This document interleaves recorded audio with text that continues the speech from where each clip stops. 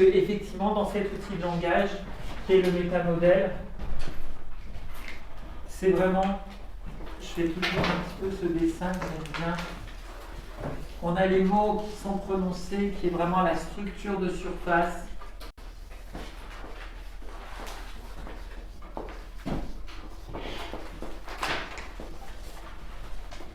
Et puis on a la structure profonde, c'est le sens que l'on donne à ces mots.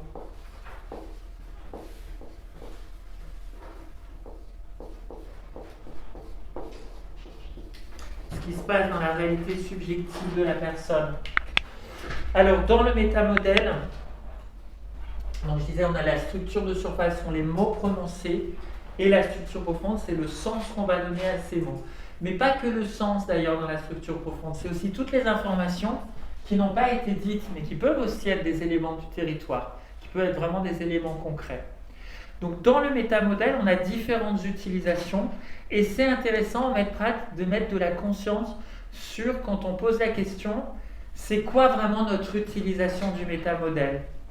Parce que dans les utilisations, qu'est-ce qu'on a donc comme utilisation possible du métamodèle?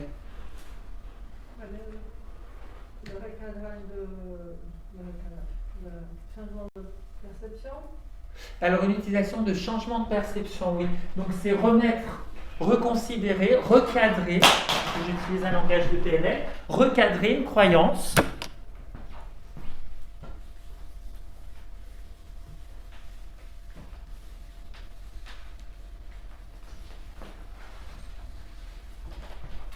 Je peux utiliser le métamodèle pour recadrer effectivement une croyance. Donc si je dis par exemple, voilà, quand on est au chômage et qu'on ne veut pas travailler, je vous redonne un petit exemple qu'on avait eu, en quoi le fait d'être au chômage, donc là je vais recadrer l'équivalence complexe, en quoi le fait d'être au chômage prouve que c'est qu'on ne veut pas travailler.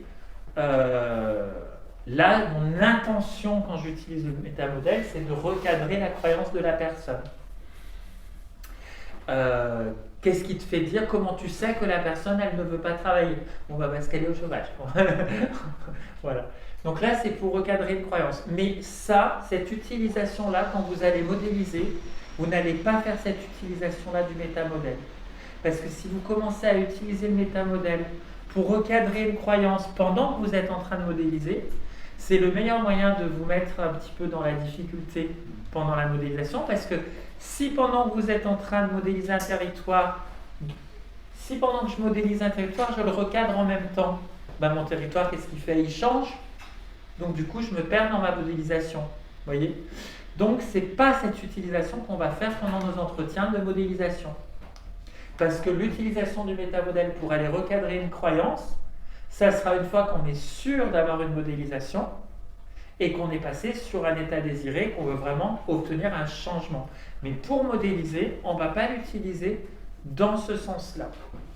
Donc, quelle est l'autre utilisation qu'on va avoir en amont de recadrer une croyance quand on va utiliser le métamodèle? Voilà, comprendre, obtenir des informations. Donc, obtenir des informations manquantes.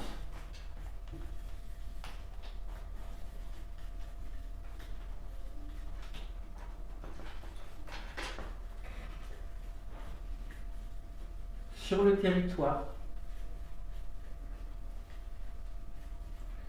Donc,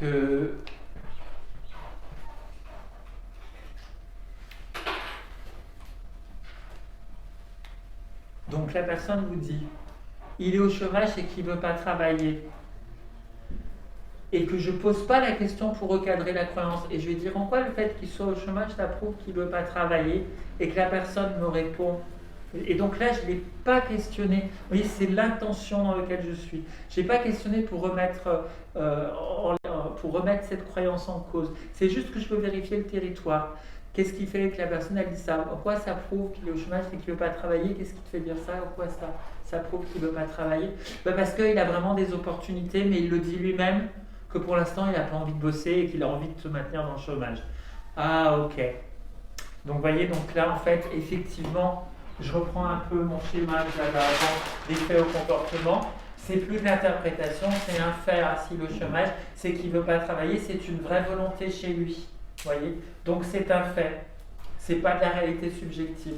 Mais c'est parce que j'ai questionné d'abord dans une position basse, c'est pour ça que votre posture elle est importante. D'abord dans un entretien, et c'est vraiment ce que vous allez faire sur la 1h30 d'entretien, alors peut-être pas sur les 1h30 tout le temps, parce qu'après on passe sur l'état désiré, mais on va dire sur plus de la moitié de l'entretien, ou en tout cas souvent dans nos premiers entretiens de coaching. Quand la personne elle arrive, nous on n'a pas de positionnement, on n'a même pas trop de méta, parce qu'en fait on n'en sait rien. On est surtout dans du tri-info. On veut comprendre dans la personne ce qu'elle nous raconte, clairement qu'est-ce qui se passe pour elle. On cherche à obtenir des informations. Et quand on a à un moment donné suffisamment d'informations, là on peut commencer à pouvoir distinguer qu'est-ce qui fait partie de la réalité subjective de la personne et qu'est-ce qui fait partie vraiment des faits. Voyez ?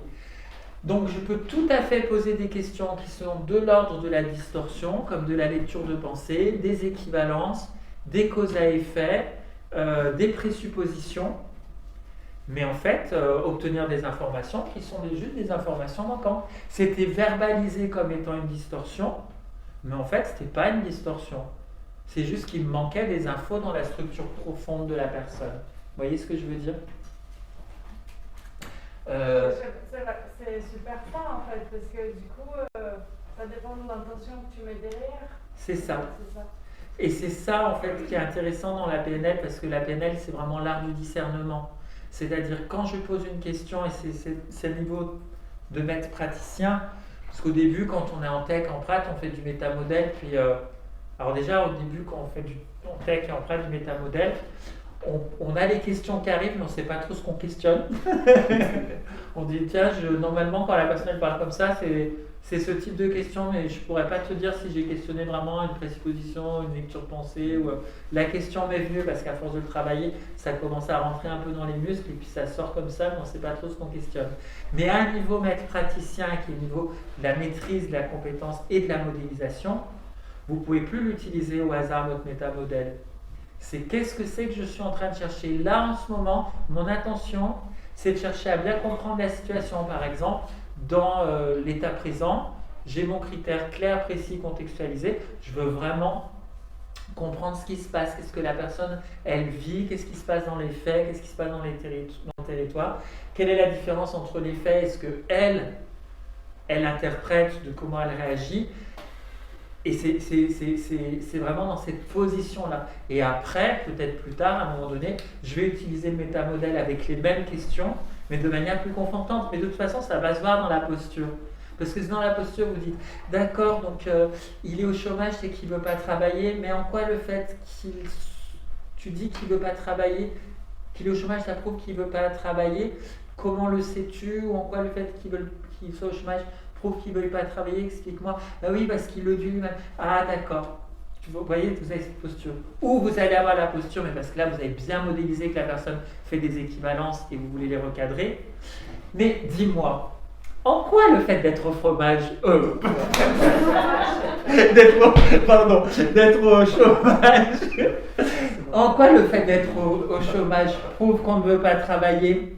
Vous voyez, je pose la même question, mais j'ai pas la même intonation, j'ai pas la même posture. Et la personne dit, bah oui, c'est vrai ça, c'est vrai, pas forcément. Y a-t-il des fois où, parce qu'en fait, cette distorsion est tenue par une généralisation, en fait, vous voyez. Donc c'est intéressant de vous dire, tiens, quand je questionne ma posture, elle est où? Qu'est-ce que je cherche à obtenir? Des informations? Recadrer une croyance? Quelle est encore l'utilité que je peux avoir avec le métamodèle? En quoi ça peut m'être utile dans ma volonté d'utiliser cet outil?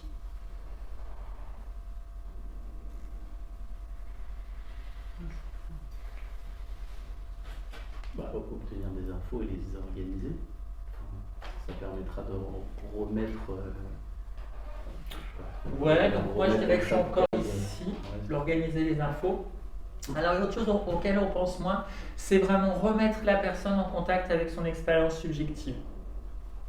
D'aller vraiment l'accompagner à descendre vraiment dans la structure profonde, à des niveaux plus importants. Parce que des fois, par exemple, la personne vous verbalise des choses, mais quand vous allez, c'est un petit peu pour ça que c'est un très bon outil de thérapie et de coaching, le métamodèle à lui seul, parce qu'en questionnant, à un moment donné, on creuse, et plus on creuse, plus on descend en tenant un fil rouge dans une structure vraiment profonde. Et en allant dans une structure profonde, on met la personne en conscience de ce qui se passe profondément dans son système de croyance. Et d'où ça vient, et qu'est-ce qui s'est passé. Donc, voilà, je vous fais un exemple d'entretien comme ça, je pars vraiment en improvisation, mais pour vous dire en suivant un fil rouge. Donc, mon fils ne range pas sa chambre, il ne me respecte pas, etc. Donc, en quoi le fait que votre fils ne range pas sa chambre prouve qu'il ne vous respecte pas? Je voudrais vraiment comprendre. Parce que c'est comme ça, normalement, parce que j'ai l'impression que de toute façon, quand je lui dis un truc, il ne m'écoute pas. Et comment vous le savez qu'il ne vous écoute pas? Hormis le fait qu'il ne range pas sa chambre. En fait, de toute façon, c'est toujours un peu cette impression que j'ai eue. D'accord, c'est toujours l'impression que vous avez quand vous me dites toujours. Donnez-moi un petit peu des exemples. Y a-t-il des fois où vous n'avez pas cette impression? Non, souvent j'ai cette impression, ça me le fait au travail, ça me le fait ce sentiment de ne pas être respecté au travail, avec mon fils, avec mon mari. Ça me le fait quand même de manière assez récurrente. D'accord. Donc ce qui vous vient de manière récurrente, c'est cette sensation qu'on ne vous respecte pas. Oui. Et comment vous le savez qu'on ne vous respecte pas, si c'est un truc qui est récurrent? Comment vous savez que c'est vraiment vrai? Je ne sais pas, justement, c'est vraiment une sensation qui est comme ça. Et d'où ça vient d'avoir cette sensation-là, vu que vous n'arrivez pas à l'expliquer sur le moment? D'où ça vient? Qu'est-ce qui s'est passé? En fait, je crois que ça vient depuis, de toute façon, que je suis gamin, dans ma famille, de toute façon. Moi, j'étais le dernier, j'avais que des grands frères et des grandes sœurs. Et quand je parlais, de toute façon, mes parents ne m'écoutaient pas. Et en plus, on m'imposait toujours ils m'imposaient toujours leur volonté et moi, on ne m'écoutait pas. Et qu'est-ce qui se passait pour vous à ce moment-là? À ce moment-là, vous disiez que vous n'étiez pas respecté, qu'on ne vous respectait pas. Oui. Et puis là, peut-être, il y a une émotion qui arrive. Et la personne, elle dit, c'est fou parce que j'aurais pas pensé que ça aurait pu venir de là. J'aurais pas pensé que ça... Mais comme j'ai posé à un moment donné, vous voyez, je déroule un fil, je le maintiens, puis j'arrive sur, par exemple, une origine perdue. D'où ça vient? Qu'est-ce qui s'est passé? Et en quoi? Nanana. Et à un moment donné, la personne, elle revient, elle se remet en contact avec une expérience d'un truc qu'elle a vécu. Et elle peut, à ce moment-là, se reconnecter avec son système émotionnel. Moi, j'avais la croyance, parce que c'est comme ça que je l'avais mal appris, entre guillemets, puisque mes premiers enseignants en PNL me disaient le métamodèle, c'est fait pour avoir quelque chose de très logique et de très méta dans le langage, et le Milton modèle, c'est beaucoup plus pour remettre la personne en contact avec les émotions. Et Brigitte me disait non, tu peux mettre la personne en contact avec ses émotions en utilisant le métamodèle, puisque tu la remets en contact avec les racines de son expérience subjective. Ah oui, donc on peut aussi utiliser le métamodèle pour remettre la personne en lien vraiment avec une émotion. D'ailleurs, quand vous faites le modèle des parties, et qu'est-ce que ça va t'apporter de plus important encore et encore et encore? On est aussi dans vraiment, on interroge, on questionne avec du métamodèle aussi. En quoi c'est important pour toi? Et puis là, on a une valeur, on a une nominalisation. Et comment tu le sais que parce qu'il y a ça. Et qu'est-ce qui se passe pour toi? Ok. Ou on peut remettre la personne en contact. Donc, il y avait l'exemple de l'origine perdue, mais il y a tous les opérateurs modaux aussi. Parce que je crains que si je demande une augmentation, je n'ose pas demander une augmentation à mon patron. Que se passerait-il? Donc c'est une impossibilité de demander une augmentation, c'est bien l'opérateur modal d'impossibilité. Que se passerait-il si tu le faisais? J'ai vraiment peur de passer pour la chiante. Vous voyez? Donc ça fait ressortir une croyance. D'accord, donc demander une augmentation, du coup, ça serait d'être chiante. D'accord. Mais chiante pour qui? Chiante pour quoi? Vous voyez? Mais c'est vrai, j'ai ce truc d'être chiant, qu'on prend la parole, on est chiant. Ah d'accord. Vous voyez que vous allez creuser, il y a des croyances qui vont ressortir. Donc remettre la personne en contact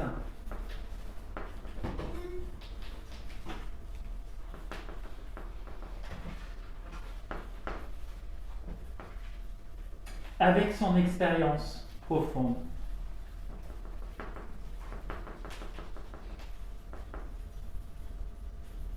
Et enfin, on va en avoir une dernière utilité qui est un niveau de compétence encore plus poussé. Ça va être quoi d'après vous?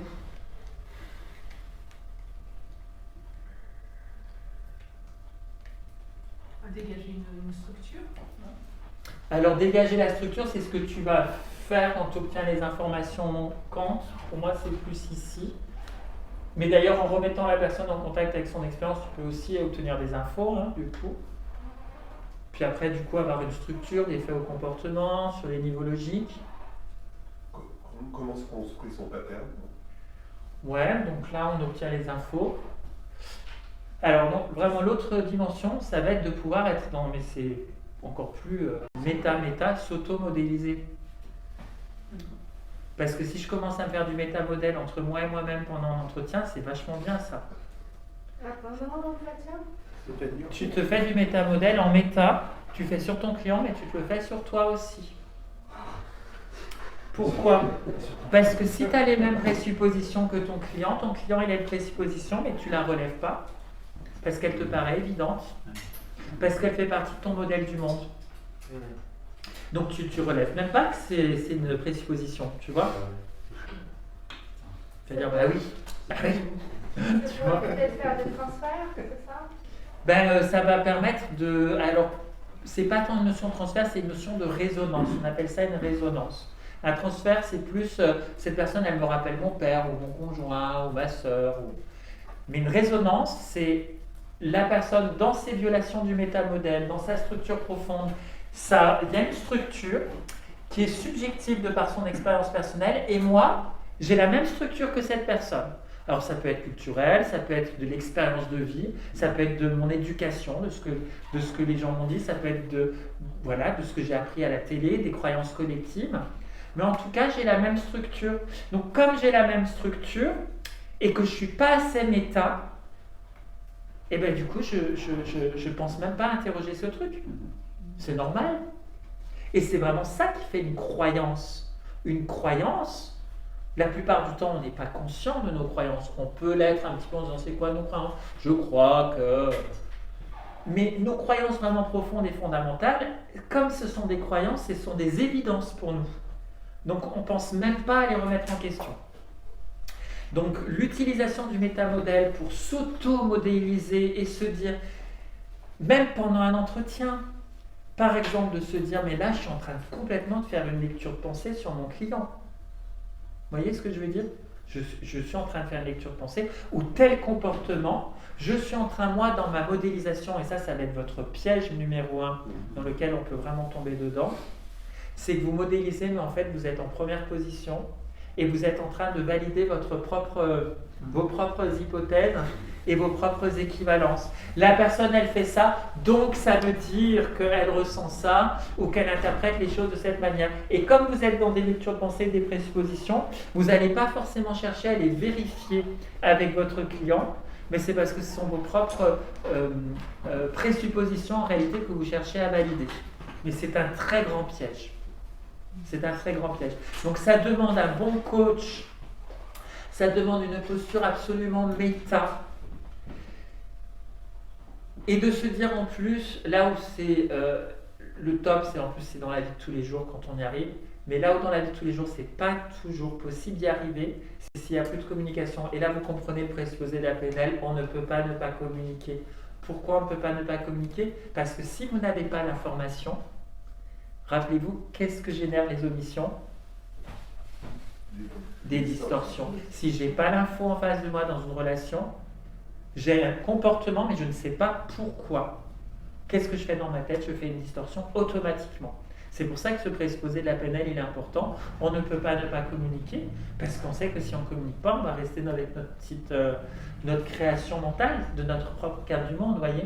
Donc c'est pour ça qu'on a besoin de communiquer. Mais donc du coup, dans vos entretiens, donc ça, c'est, je dirais, dans la vie de tous les jours, se dire, tiens, là, peut-être que je fais une distorsion, une lecture de pensée ou une interprétation. La plupart du temps, on ne s'en rend même pas compte. Hein. C'est pour ça que je vous dis, c'est le niveau le plus difficile d'utilisation. Mais n'empêche que des fois, quand on a eu un petit souci relationnel, de dire, tiens, qu'est-ce que j'ai fait? Ah, je m'automodélise et je me rends compte, j'ai fait ça. J'ai fait ce truc. Ok. Des fois, de se le dire dans les relations, ça fait du bien. Ah bah tiens, toi, il y a eu ça, mais moi, il y a eu ça aussi. Donc ça, c'est top. Hein. Donc l'automodélisation. Et dans votre posture après d'accompagnant, réussir quand vous allez mener un entretien à être dans cette automodélisation, de vous dire, est-ce que c'est pas moi qui interprète un petit peu ce comportement de cette manière? un grand piège. Ça, je le mets en dernier parce que c'est le niveau le plus difficile. Hein. S'auto-modéliser.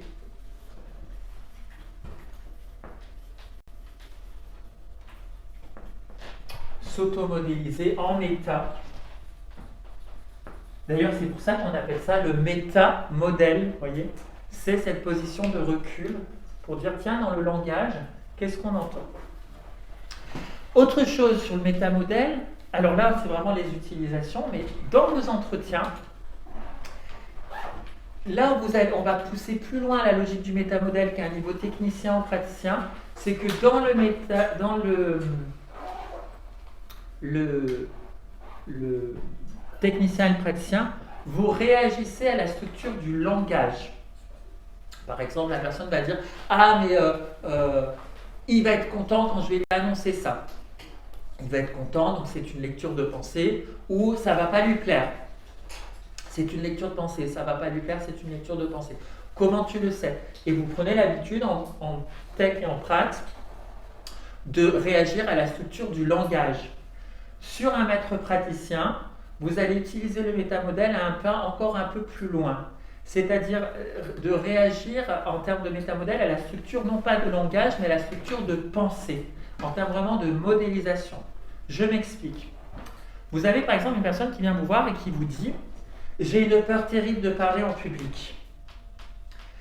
La personne ne vous verbalise pas de lecture de pensée. Hein.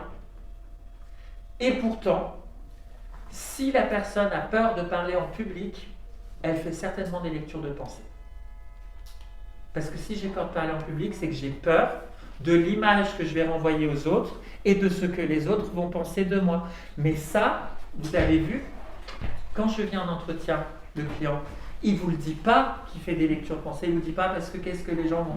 Mais donc l'utilisation encore plus poussée du métamodèle à un niveau maître-prat, voire carrément à un niveau coach, c'est quand la personne va vous dire « j'ai hyper peur de parler en public », vous sentez arriver le truc de la lecture de pensée et vous allez questionner la personne à dire « parce que si tu te mets à parler en public, qu'est-ce que tu aurais peur que les gens pensent de toi ?»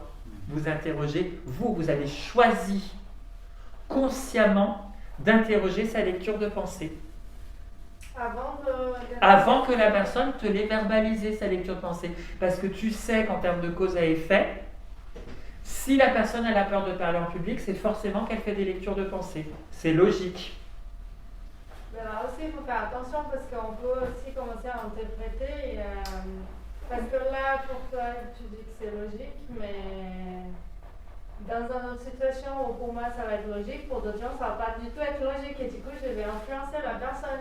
Alors de toute façon la personne elle peut, après si vraiment tu fais chou blanc, la personne elle va te dire non j'ai pas peur que les gens pensent quelque chose de moi, ouais. Mais bon clairement après sa personne, tu verras, après tu as des trucs qui à force de faire de la pratique, ça vient tout seul, c'est pour ça que c'est intéressant la PNL parce que plus vous allez pratiquer. Et c'est pour ça que je vous ai dit, moi par exemple, d'apprendre à modéliser, même en étant coach certifié, j'ai continué à mettre au moins 3 ans, voire plus, parce que j'avais vraiment besoin d'avoir des études de cas, avec des schémas récurrents, pour qu'à un moment donné, les schémas, je les vois arriver à 15 000, parce que c'est beaucoup de pratiques qui font que les structures, je les vois arriver. Mais quand j'apprenais, moi tant que la personne, elle ne me l'avait pas verbalisé, je ne le voyais pas, vous voyez ce que je veux dire? Mais quand vous commencez à avoir de l'expérience, vous avez une logique de modélisation qui arrive où vous dites « Ah ouais, mais il y a beaucoup de lecture de pensée quand même chez cette personne. » Elle ne l'a pas encore dit, elle n'a pas eu une structure de langage qui a fait une lecture de pensée, mais c'est quand même ça qui tient la personne. Ou par exemple, la personne, elle va vous dire un truc, par exemple, elle va vous dire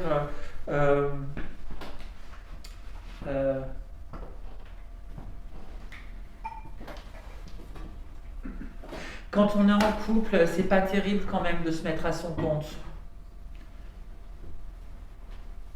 Ok, il n'y a pas d'équivalence dans cette phrase-là. Mais si la personne me dit que c'est pas terrible, donc c'est un jugement, c'est pas terrible, voilà. Donc c'est un jugement de valeur. Mais en fait, en dessous, moi je ne vais pas réagir au jugement de valeur. C'est quoi en fait ce qui tient la structure mentale? C'est que derrière, je ne sais pas ce que c'est, mais il y a certainement une équivalence. Et donc, Je ne vais pas attendre que la personne me verbalise l'équivalence parce que peut-être que la personne ne me la verbalisera jamais dans l'entretien. Mais comme moi, je sais que si elle me dit c'est pas terrible quand on est en couple d'être à son compte, je sais que pour avoir cette conclusion-là, il y a forcément une équivalence derrière. Je vais dans l'entretien, du coup, poser la question. Parce que ça signifie quoi pour toi, quelqu'un qui est à son compte et qui est en couple ? Qu'est-ce que ça signifie ? Ou qu'est-ce que ça prouve ? Ça prouve qu'on est égoïste et qu'on pense un peu trop à soi. Ou je peux interroger la cause à effet, parce que, à ton avis, qu'est-ce qui peut se passer de mal ? Donc là, c'est une cause à effet, la personne ne l'a pas dit. Mais c'est moi qui la questionne quand même. Qu'est-ce que tu aurais peur qu'il se passe ? J'aurais peur de plus consacrer de temps à ma relation et que ma relation, à un moment donné, elle s'arrête. Mais la personne elle a juste formulé quelque chose qui était de l'ordre du jugement de valeur, mais en dessous, la structure de langage, c'était le jugement de valeur. Mais en dessous, en réalité, il y avait soit une équivalence, soit une cause à effet. C'était ça la crainte. Mais vous, dans la logique, c'est ça que vous interrogez, ça vous fait gagner du temps. Donc c'est vraiment, dans l'utilisation du métamodèle, c'est de réagir, c'est vraiment un outil qui nous permet de réagir à la structure et pas au contenu. Réagir à la structure donc mentale de la personne, ou la structure de langage quand on a un premier niveau d'utilisation du métamodèle. Réagir à la structure et pas au contenu. Ça va, ça vous parle, ou mes exemples sont un peu compliqués ? Ça vous parle ? Ce qu'il va falloir, c'est que dans ce maître praticien, quand vous allez utiliser les outils que vous aviez déjà vus avant, c'est vraiment de vous les approprier en termes de logique de pensée. C'est-à-dire vraiment vous dire, quand je mène un entretien, qu'est-ce qui se passe concrètement pour la personne, c'est quoi sa logique. Et si je ne comprends pas la logique, je peux dire, je ne comprends pas, vous me dites ça, puis en même temps vous me dites ça, je ne comprends pas. Alors, petit récap sur l'évaluation du métamodèle, juste pour se remettre un pied dedans, mais au moins ça nous permet de voir vraiment le champ est large dans cette utilisation du métamodèle. Donc, au petit rappel, donc on a les omissions de langage. Alors, qu'est-ce qu'on peut avoir comme omission ? Les simples. Voilà, omission simple.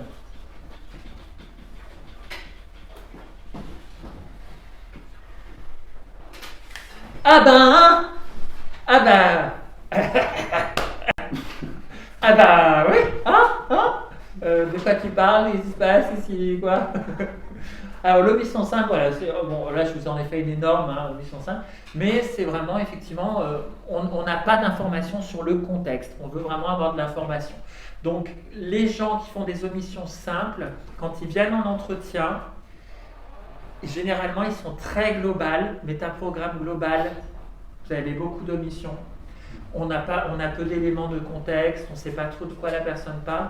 Et un autre métaprogramme qui est chez les personnes qui vont beaucoup engendrer des omissions, ça va être quel métaprogramme ? Un client, à votre avis, il vient et vous dites « Oh là là, il a ce métaprogramme derrière, c'est pour ça qu'il y a toutes ces omissions. » Éviter de. Exactement, éviter de, exactement. La personne, elle n'a pas trop envie de parler d'elle, elle n'a pas trop envie de se confier, elle n'a pas trop envie de rentrer dans les détails de sa vie privée.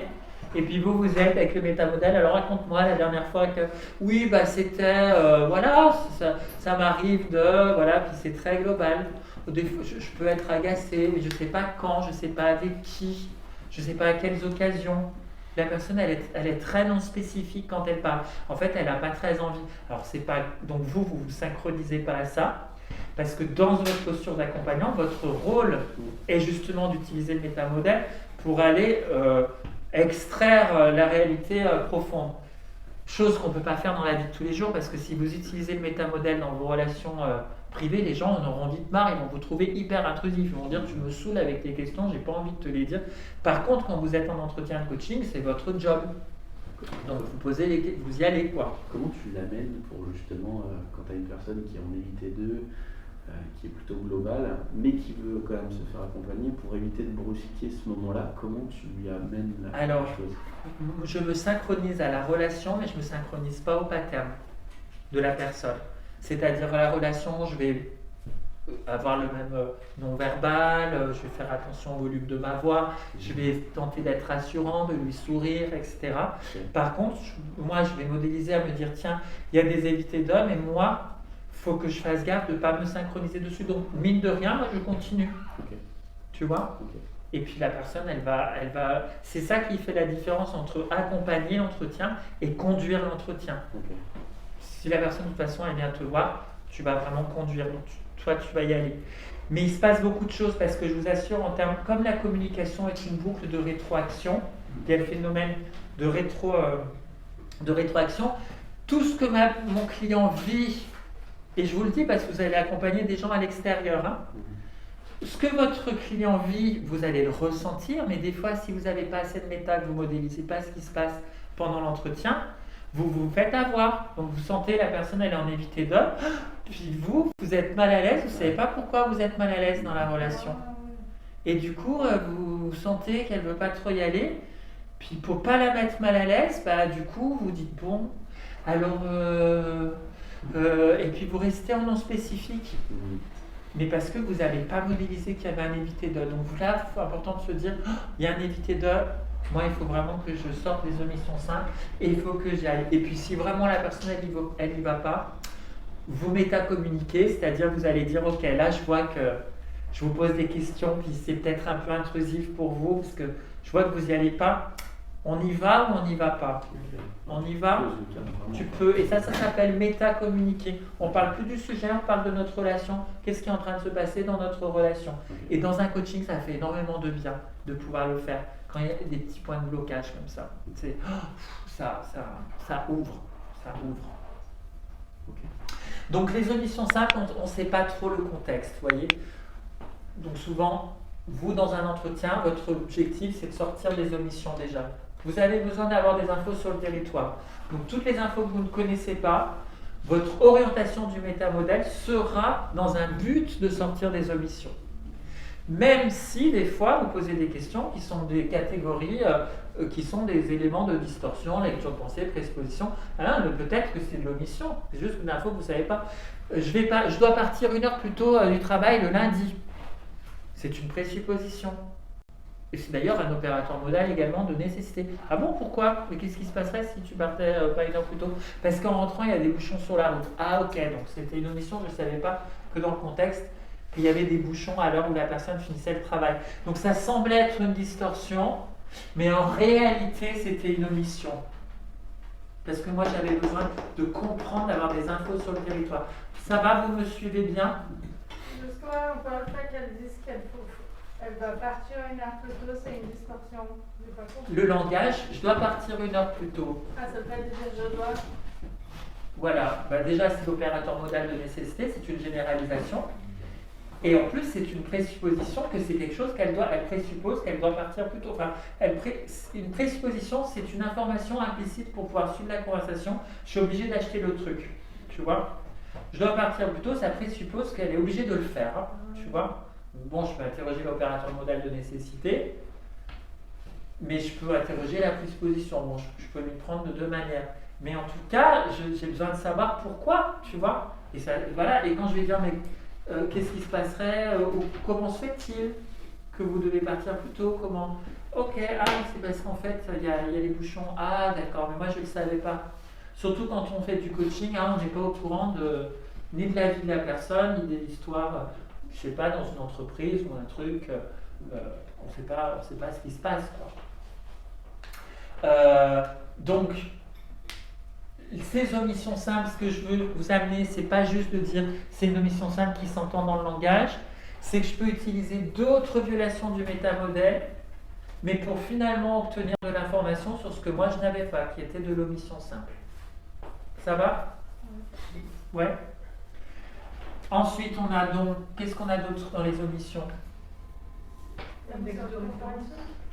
Oui, alors il y en a 2 en même temps, je vais prendre celui-là. Index de référence manquant. À quel moment dans une discussion, c'est très intéressant de vérifier qu'on est bien dans le même index de référence. Il y a vraiment en particulier une situation où on a besoin de ça. Et d'ailleurs, dans le film Mamma Mia que vous avez commencez à regarder. On a une scène qui est vraiment typique sur l'index de référence. Toute la scène, elle est construite là-dessus. Quiproquo. Les quiproquos. Alors je sais plus le quiproquo, il y a une histoire, ils sont dans le bateau. Et puis il y en a un, il parle de, je sais plus, sa fille, et l'autre, il croit qu'elle parle. Elle arrive, elle les écoute parler, et elle n'a pas entendu le début. Et en fait, c'est ça qui donne le côté humoristique. On se marre bien parce qu'en fait, elle n'a pas compris. Dans l'index de référence, effectivement, vérifiez les index de référence parce que vous, des fois, vous croyez comprendre votre client, alors qu'en fait, il est en train de vous parler de toute autre chose. Donc ça, c'est intéressant pour nous de se dire, ok, on sait bien de quoi on parle. Autant dans l'omission simple, on a besoin de comprendre le contexte, autant dans l'index de référence, on a besoin de savoir le sujet de l'histoire, de quoi est-ce qu'on est en train de parler. On m'a dit que, mais qui on? C'est qui on? D'accord? Faut que je prenne une décision importante, d'accord, mais de quelle décision tu me parles? Un jour dans ma vie, j'ai pris une grande décision, d'accord, puis je ne sais pas de quelle décision c'était. Et c'était quoi cette décision? Vous voyez, c'est l'index de référence. De quelle décision tu me parles? On avait, tu disais, Lola, je crois, le comparatif, c'est qui a dit? Janaïna. Donc, omission du comparatif.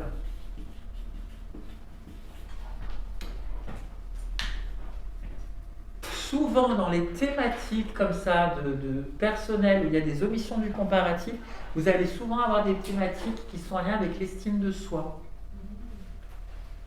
Pourquoi? Parce que quelqu'un qui a une estime de soi qui est faible, il a toujours l'impression qu'il est moins bien. Vous voyez? Moins bien que qui? Mais les gens, souvent, ne savent même pas qu'ils sont en manque d'estime de soi. Ils ne savent même pas identifier moins bien que qui, j'en sais rien, moins bien. C'est sûr, je suis moins bien. Et la personne va toujours valider. Vous voyez? Et c'est intéressant d'aller regarder ces omissions du comparatif. Vous voyez? Parce que là, ça peut aussi amener par la suite à pouvoir recadrer la croyance. Parce que regardez, par exemple, je vous donne un exemple sur vraiment du cours. Des stagiaires qui me disent « je ne suis pas assez doué en modélisation, je pense que… » Ou des gens qui vont dire par exemple « j'ose pas encore me lancer en tant que coach parce que c'est pas encore assez bien. C'est pas encore assez bien. » Et quand je leur pose la question, elle dit « c'est pas encore assez bien, mais par rapport à qui ?» Et qu'ils me disent « par rapport à toi. » Ne te compare pas à moi. Ça fait 12 ans que je fais de la PNL. Et toi, ça fait combien de mois que tu apprends?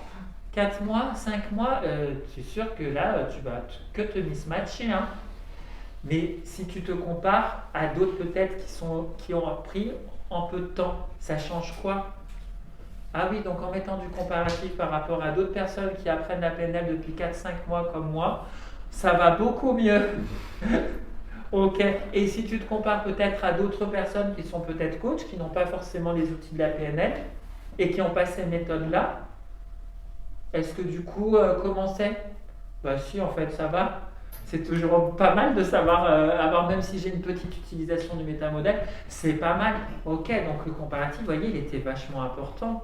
Vous voyez, ça peut être aussi le comparatif par rapport au temps. Ça fait combien de temps? Vous voyez, c'est pas assez bien, mais ça fait combien de temps que tu t'entraînes? Vous voyez? Donc, ça, c'est intéressant parce que voilà, des problématiques souvent d'estime de soi, la personne, de toute façon, elle se compare, mais on ne sait même pas après de quoi elle se compare. Ou alors, quand vous comparaison, elle se compare vraiment à quelqu'un qui est un senior ou qui a des années d'expérience. Ben non, mais il ne faut pas comparer ce qui n'est pas comparable. Vous voyez, c'est normal. Donc, ça, c'est vraiment en termes de structure. Vous voyez, c'est intéressant ce qu'on est en train de faire là, parce qu'on revoit le métamodèle, pas juste la question qu'il faut poser, le langage. Là, c'est vraiment une compréhension un peu plus approfondie. C'est quoi vraiment cette structure de langage? Omission du comparatif. Qu'est-ce qu'on avait? Donc, nominalisation.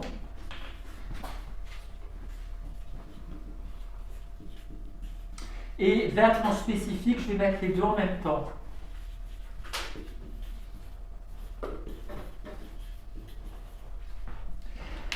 Dans le langage, quand la personne va utiliser effectivement des nominalisations Ou des verbes non spécifiques. Donc, de nominalisation, vous avez quand les personnes nous parlent de leurs valeurs. La réussite, j'en sais rien, l'ambition, la fidélité, le courage, la patience. Ça peut même être donc des valeurs, ça peut être des émotions.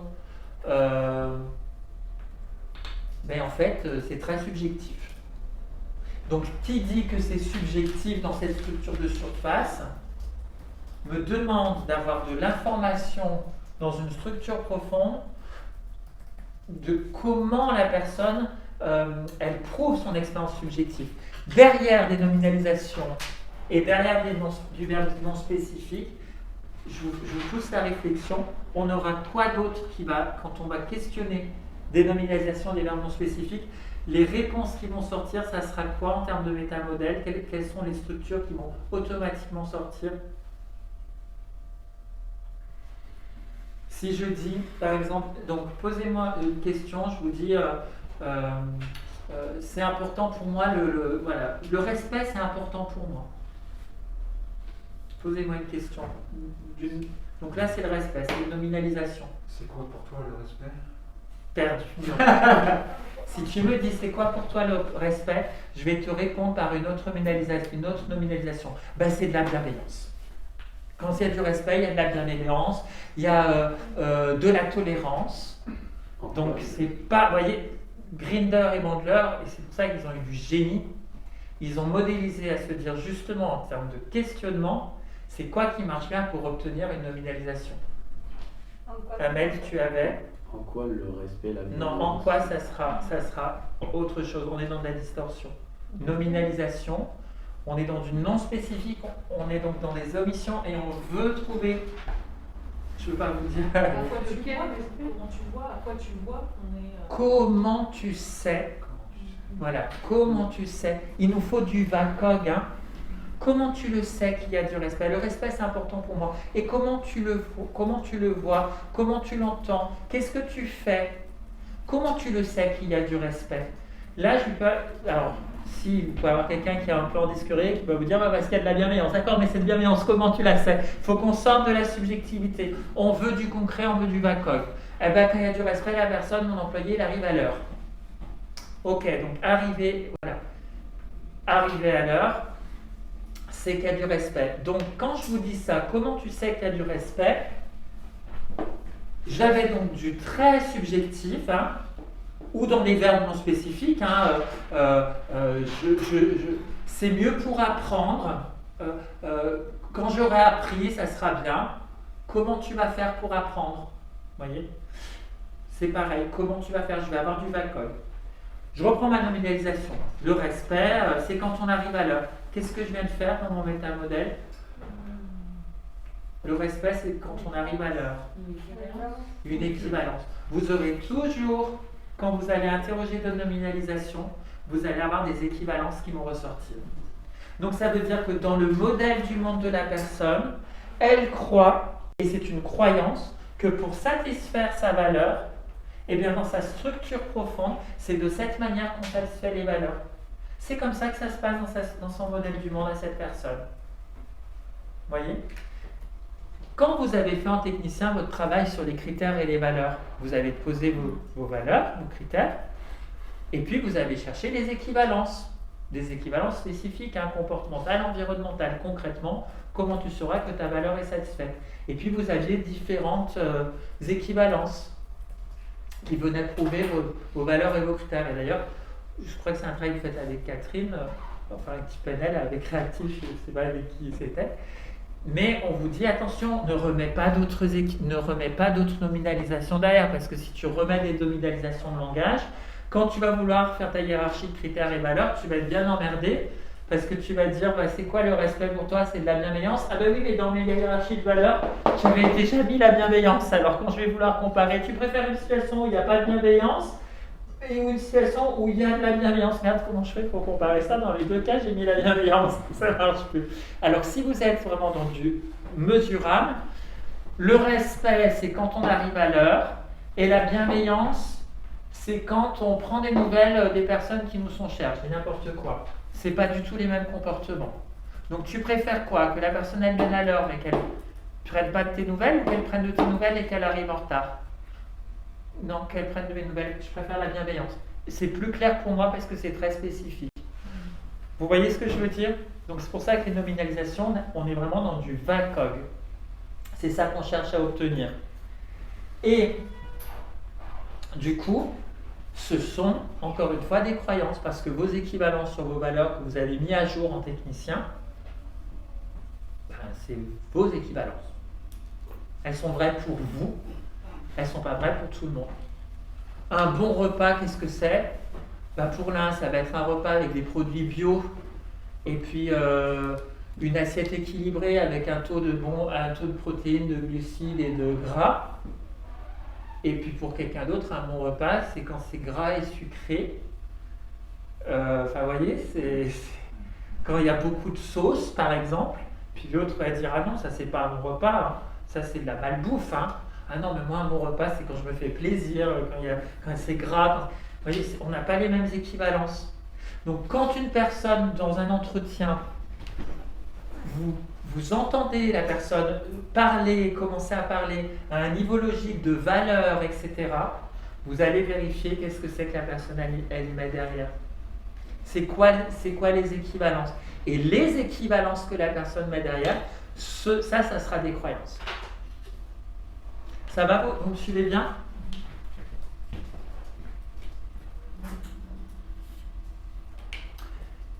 Omission, on a vu omission, généralisation. Je vous remets dans le bain. Ça fait du bien. Non, c'est Ça fait notre du phrase, bien, hein. ouais. C'est du bien, hein. Je suis très content qu'on fasse ça, c'est mal. Bravo. Comment? Je suis très content qu'on fasse ça, c'est mal. Oui, oui, parce que sinon, si on part direct dans la modélisation sans refaire un petit tour sur des notions déjà acquises, c'est ça de toute façon l'apprentissage. On revient sur des choses qu'on sait déjà, mais on les approfondit un peu plus. Donc généralisation facile, c'est quoi la plus... Généralisation simple, c'était facile.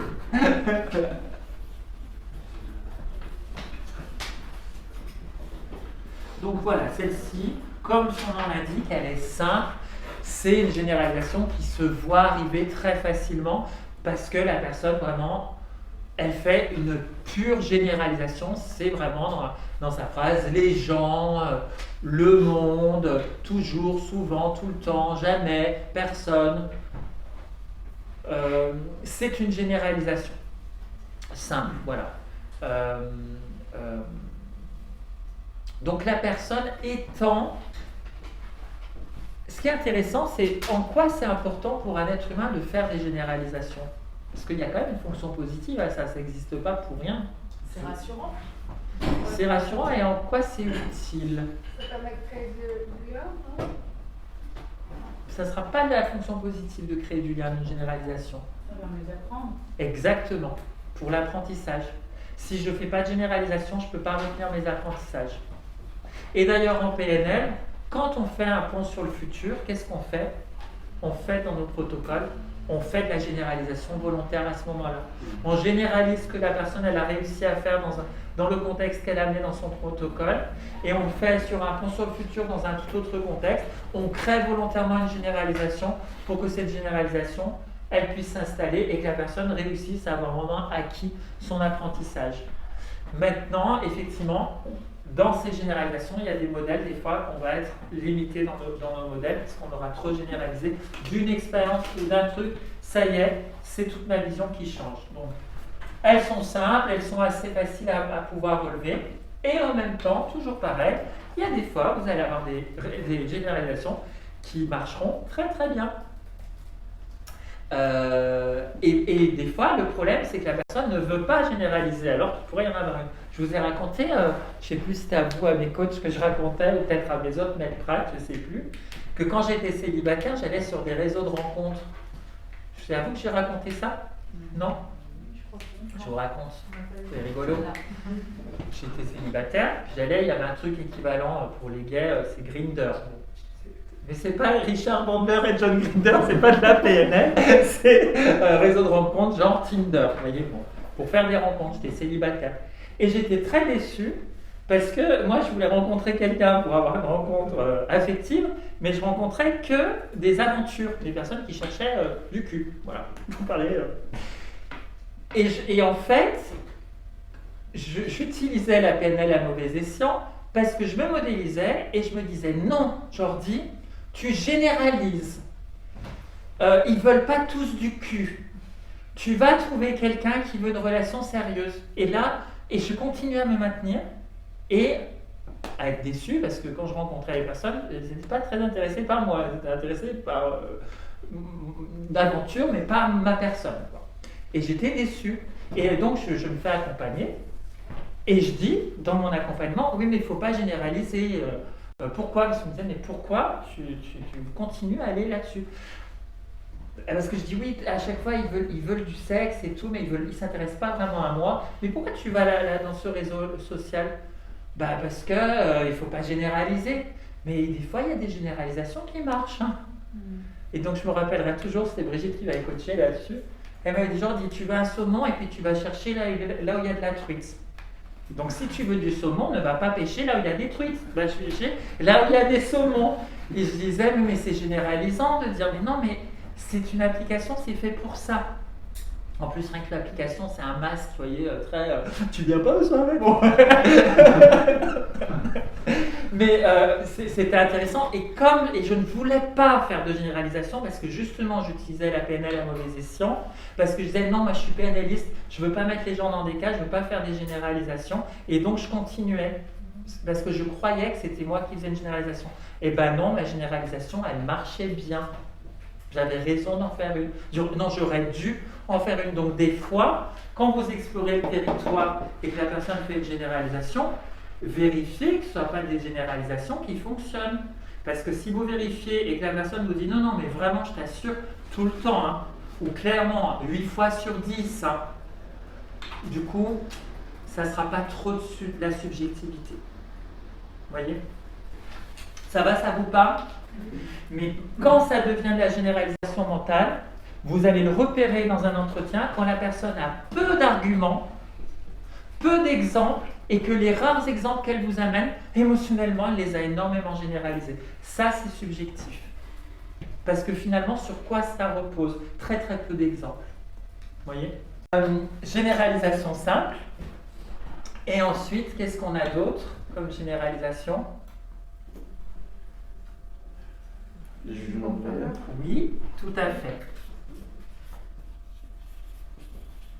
Donc, qu'est-ce que c'est qu'un jugement de valeur, selon vous? Si on va vraiment toujours pareil, à la racine de comprendre cette notion-là.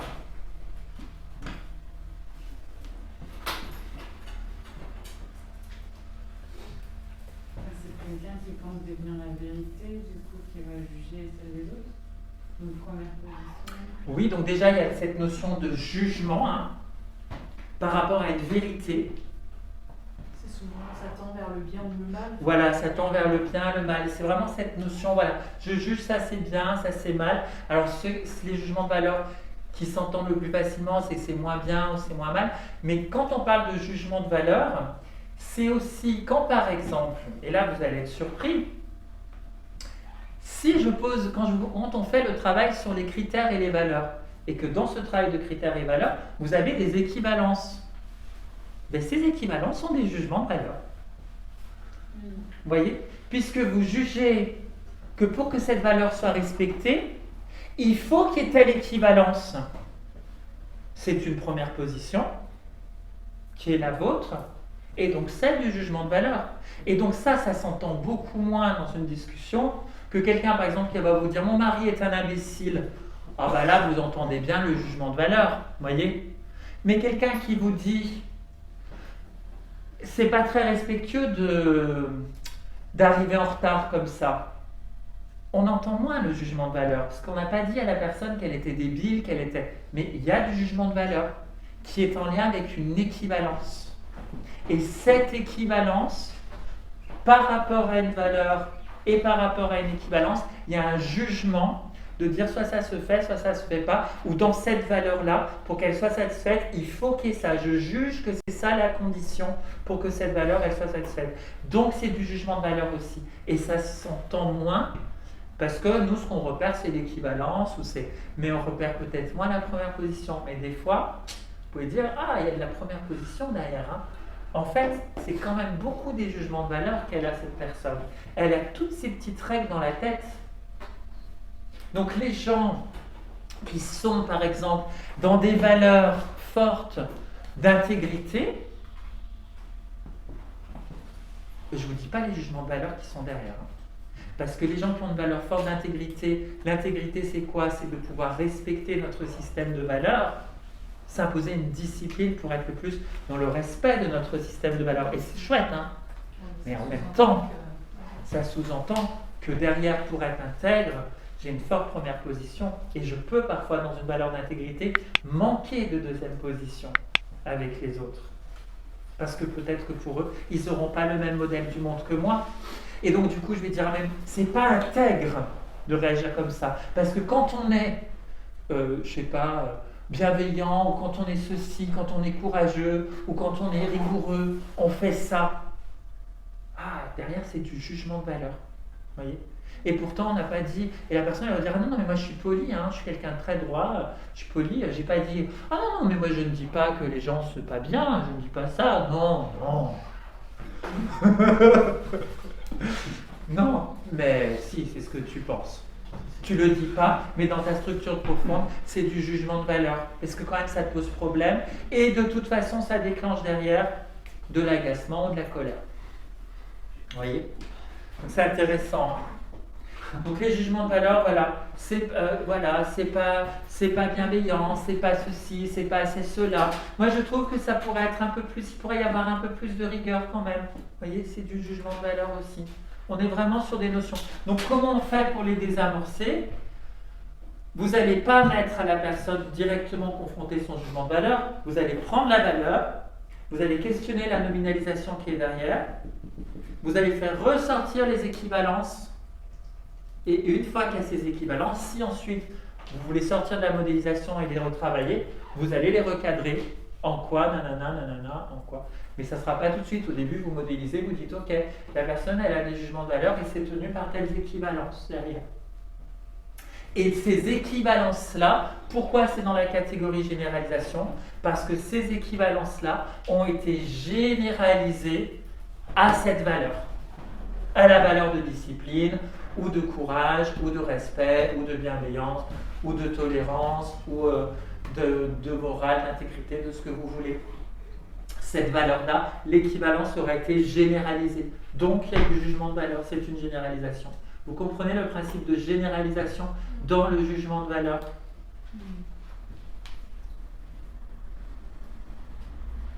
Quoi d'autre?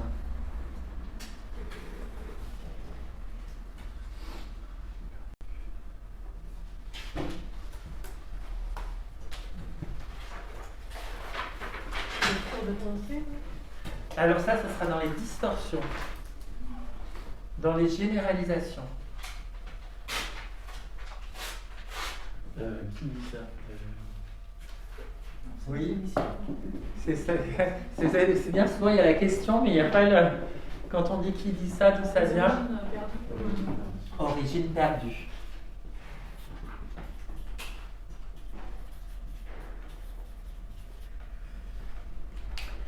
Dans le haut de ces niveaux logiques, on va souvent les origines perdues avoir de l'information en haut des niveaux logiques, dans l'expérience que la personne a eue. Bon, des fois, c'est l'origine perdue sur l'environnement, c'est bien plus logique. Ça peut être à différents niveaux.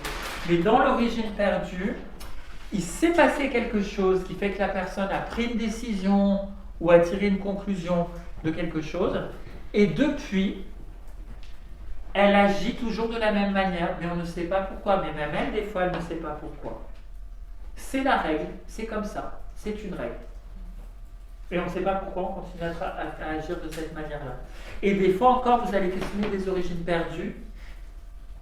Et vraiment, il y a des fois où elles s'expliquent et vous dites « Ah, ok, je comprends ».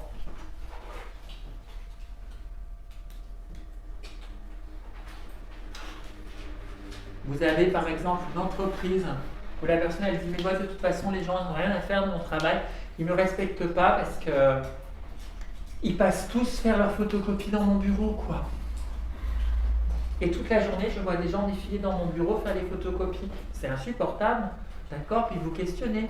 Qu'est-ce qui se passe? Et d'où ça vient que les gens viennent? Et vous questionnez, par exemple, l'origine perdue. D'où ça vient que les gens viennent faire les photocopies? Depuis quand? Ça fait déjà 2 mois, hein? Et depuis quand? Qu'est-ce qui s'est passé? Ah ben, il y a le photocopieur qui avant était... Il y avait un autre photocopieur qui était dans tel couloir au premier étage. Et en fait, il est tombé en panne. Et il restait qu'un photocopieur, c'était le mien, c'était dans mon bureau. Et c'est depuis ce temps qu'ils viennent dans mon bureau parce que le technicien n'est toujours pas venu réparer. Ah oui, donc c'était une origine perdue. Ah oui, donc c'est qu'ils ne vous respectent pas alors ou c'est... Ah ben non, mais alors en fait, excusez-moi, je vous ai dit qu'ils ne me respectaient pas, mais je ne me rappelais pas que c'était à cause de cette histoire de photocopieur en panne. La personne, vous voyez, elle ne se rappelait pas. Donc des fois, on avait juste besoin de savoir. Mais comme il y avait une origine qui était perdue, je ne sais pas pourquoi ce qui se passe, je mets une interprétation dessus et cette interprétation, je la généralise. C'est pour ça que l'on dit l'origine perdue fait partie de la généralisation. Et c'est pour ça que c'est intéressant de retrouver l'origine, d'où ça vient, qu'est-ce qui s'est passé. Je vous avais raconté l'histoire du poulet qui était coupé dans le plat, machin.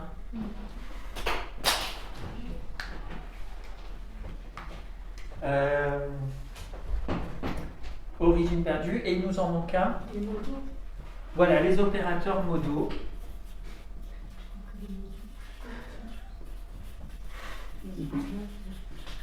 Donc, dans les opérateurs modaux, vous allez avoir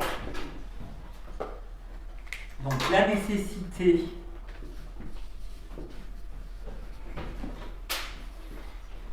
la possibilité,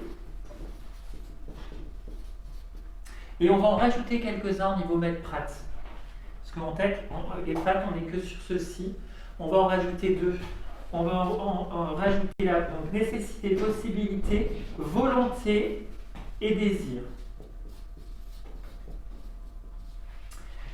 C'est de la généralisation, pourquoi? Parce que c'est du conditionnel pour qu'une chose se fasse ou ne puisse pas se faire. Et donc dans la nécessité, ça doit se faire, c'est absolu que ça se fasse, c'est une règle. Dans la possibilité, ça se peut, mais peut-être que c'est pas possible.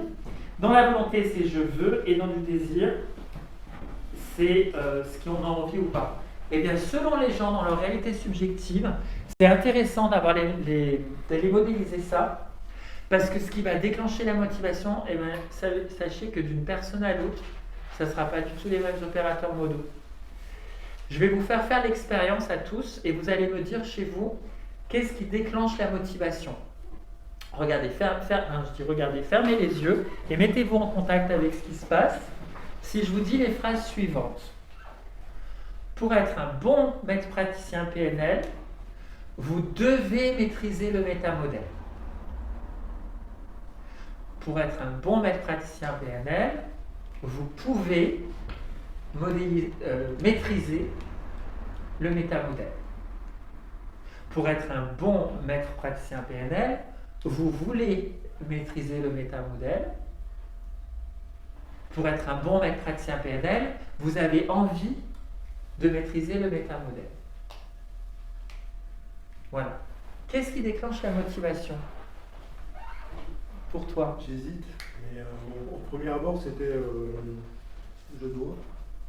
C'était je dois. Et Ok. puis je veux aussi. Je veux. Je dois et je veux. Ouais. Et est-ce qu'il y en a un qui ne te motiverait pas du tout? Non, pas. Non, d'accord. Mais je dois et je veux, pour toi? Le premier me motive, mais le pouvait ne me motive pas. Ok. Pour toi? Ouais, pareil. Moi, c'est la nécessité qui me motive plus. Et le deuxième, la possibilité. La possibilité ne te motivait pas, mais nécessité, oui.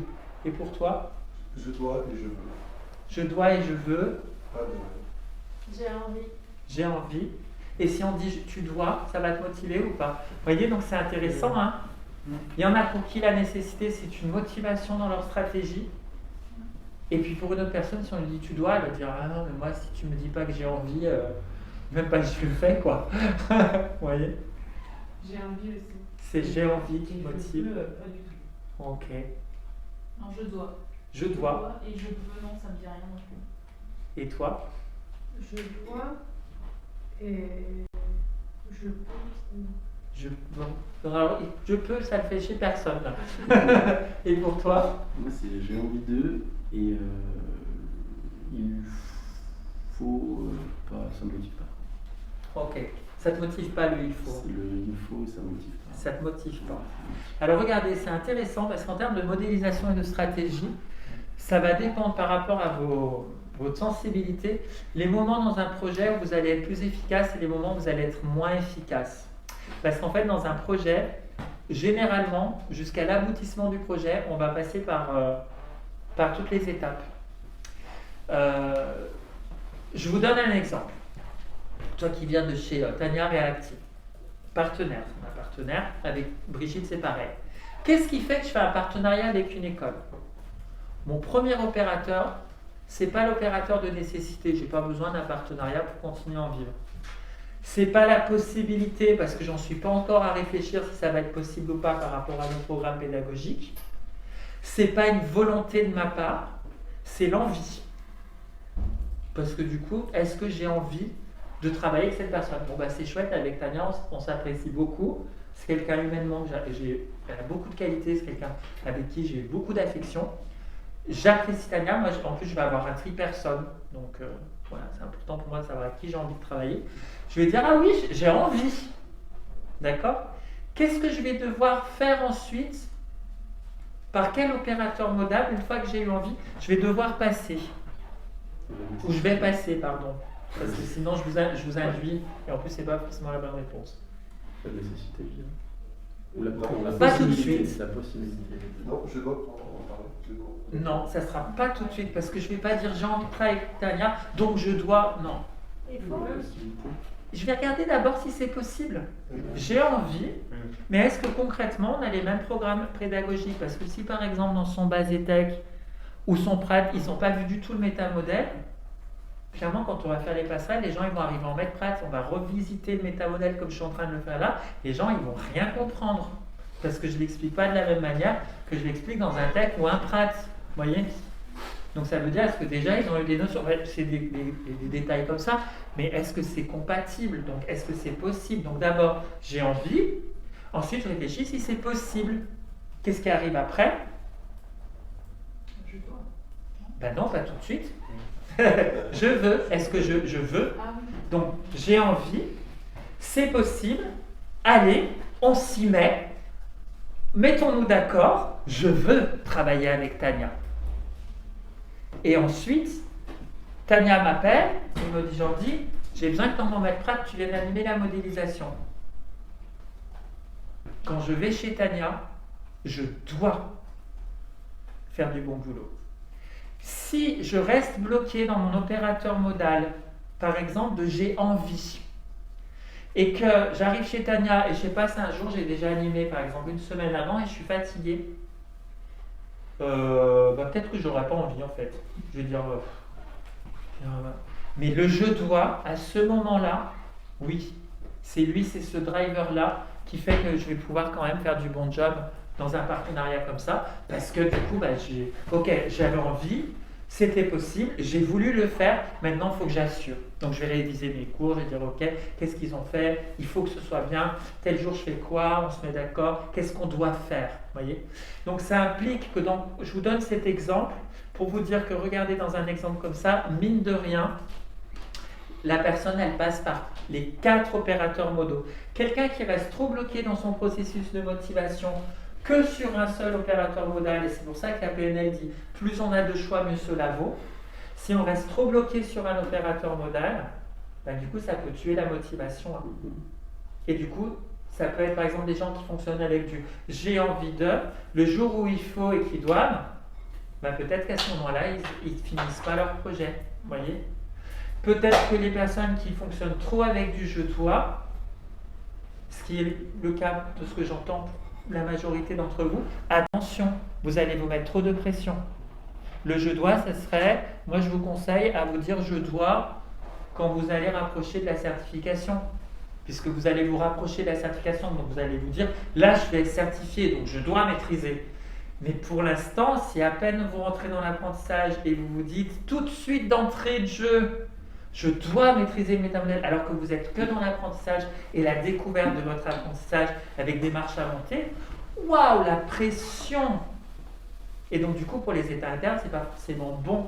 Et donc c'est là où du coup, c'est intéressant en termes de modélisation de repérer ça, les généralisations, parce que quelqu'un qui est par exemple sur un opérateur modal de nécessité en début de projet, ah ben je vous dis pas les états internes. Hein. Est-ce que ça vous parle? Mais oui. Donc c'est intéressant de mettre ça à jour parce que cool. Après, le doigt, moi, je le prends plus comme un mode d'emploi. C'est-à-dire, je l'ai entendu plus, pas comme une contrainte, mais comme un truc. Si tu veux modéliser correctement, c'est ce mode d'emploi-là que tu veux prendre. Pas Oui. la contrainte, en fait. Oui, en plus c'est vrai que ça fausse un peu parce que je dis si vous voulez être un bon maître praticien, donc ça pouvait être perçu et être compris, genre ça y est, c'est l'assertif quoi. Ok. Donc du coup le tour de table qu'on a fait marche pas forcément.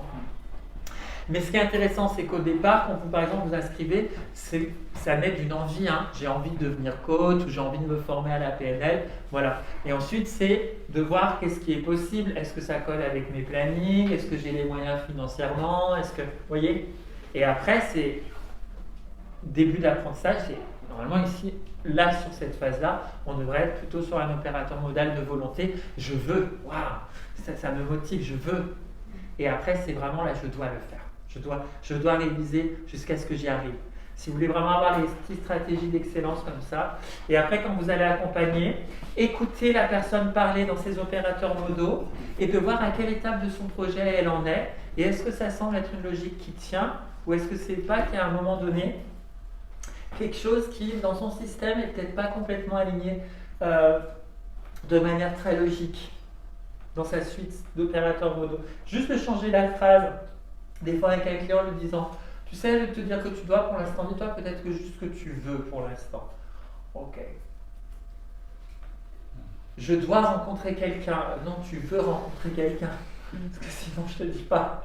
D'ailleurs, Oui. c'est une question Pour qui est quelqu'un sur qui est le- célibataire. c'est une question qui est sur le support Comment? pour les opérateurs modaux. Tu l'as mis dans le support cette question. Tu dois ou tu veux? Ou c'était une vidéo que tu as fait? Peut-être ça devait être une vidéo. Parce que dans la question du métamodèle, c'est que se passerait-il si? Ah oui. Tu vois, tu fais énoncer la conséquence. Parce que s'il y a une nécessité, ça veut dire que la personne, dans sa généralisation, elle projette des croyances négatives, des croyances limitantes. Le fait d'interroger des opérateurs modaux font émerger la croyance qui est sous-jacente. Je ne peux pas. Qu'est-ce qui t'empêche? Qu'est-ce qui se passerait si tu le faisais quand même? Ça va faire émerger le frein, ça va faire émerger la croyance, la crainte qui est en dessous. Et du coup, je rebondis juste sur l'exemple avec Tania. Quand tu as demandé à Tania, quand tu lui as parlé de cette collaboration, est-ce que du coup, dans l'idée, tu as modélisé Tania pour savoir quel opérateur tu allais utiliser, plutôt nécessité, volonté ou désir? Non, ça s'est fait tout seul. Non, mais c'est une question en fait, savoir. J'ai pas réfléchi, mais là, c'est si je mets de la conscience dessus, tu D'accord, vois. ouais. Puis alors, en plus, comment ça s'est fait? Je crois que c'est... Je sais même plus. Il me semble que c'est elle qui est venue parce qu'elle fait un partenariat avec Brigitte. Ok. Et puis du coup, j'ai dit chouette. Et en fait, je la connaissais déjà, Tania, parce qu'on avait été formés à la même école avant que je fasse mon parcours chez Brigitte. On avait tous les deux été formés en même temps. Et c'est quelqu'un avec qui j'avais un très bon souvenir dans la relation humaine. Et quand elle m'a recontacté, je dis ah chouette, Tania. Donc là, si je mets la conscience dessus, mais clairement, ça me faisait envie, quoi. Tu vois? Que ça se trouve, ça aurait été quelqu'un que j'aurais pas connu. J'aurais dit attends, tu vas te rajouter d'aller faire du maître prat chez quelqu'un que tu connais pas. En plus, il va falloir faire des kilomètres alors que ton école elle marche bien. Oh, bah je sais pas. Bah vois avec Brigitte, hein. Débrouille-toi, il y aura peut-être quelqu'un d'autre. Tu vois? Mais là, c'était Tania, j'avais un tri personne. Ah, c'est chouette, je vais revoir Tania, j'aime bien. Tu vois, je vous redécortique ma stratégie. Bon, après, chacun à la scène, mais c'est intéressant de voir ça. Ok, on a fait la généralisation. Ça va, vous tenez le coup? Ça vous remet le temps, là. Et on va revoir donc les distorsions.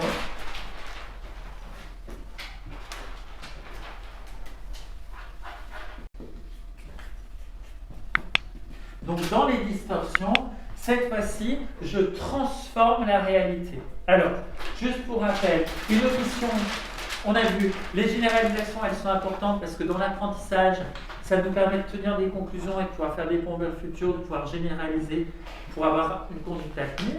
L'omission, je ne vous ai pas dit à quoi ça servait, mais est-ce que vous vous souvenez à quoi ça sert de faire des omissions? Sinon, le cerveau, il aurait trop d'infos, non? On aurait trop d'infos, donc on est obligé pour se concentrer. Si on n'est pas dans les omissions, pour se concentrer, on est obligé de faire abstraction du reste. Et la distorsion, quoi, c'est utile de faire des distorsions? Pour la créativité. C'est ça, c'est la créativité. Créer, pour m'imaginer des choses, si je m'imagine, il faut que je fasse des distorsions. C'est grâce à ça qu'on a pu aller sur la Lune. Il a fallu que quelqu'un se dise « Ah, ça pourrait être bien qu'on puisse aller sur la Lune ». C'était une distorsion. Donc dans la distorsion, on va avoir des présuppositions.